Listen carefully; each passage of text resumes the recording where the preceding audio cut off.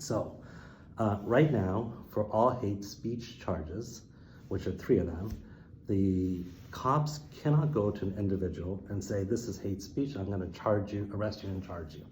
They have to collect the evidence, take it to a Crown prosecutor. The prosecutor has to create that evidence, look at it to see there's a reasonable likelihood of conviction in it, and then to make a case to the Attorney General, who's gonna say, yes, you know what, I think this speech quantifies as hate speech and probably passes the threshold of what free speech is allowable, and therefore I am going to allow this charge to happen.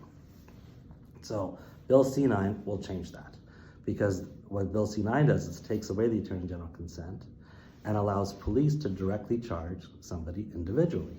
So they don't have to do go through those different checks of legal thresholds and barriers to make sure that all the context has been taken care of.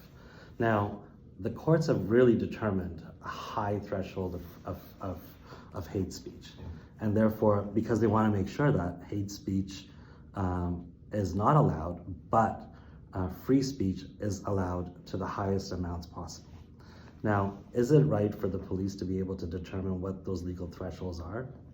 We don't think so. We think somebody who's trained in prosecution services and knows the courts, knows the decisions, would have a higher likelihood of providing input into the case to make it a more reasonable likelihood of conviction.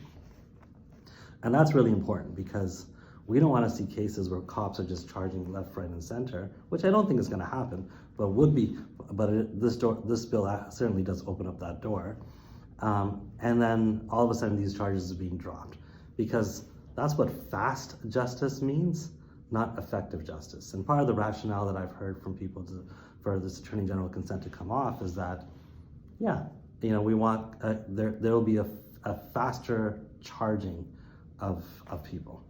And to me, that doesn't mean that there's going to be more effective convictions. That just means that more people are going to get charged.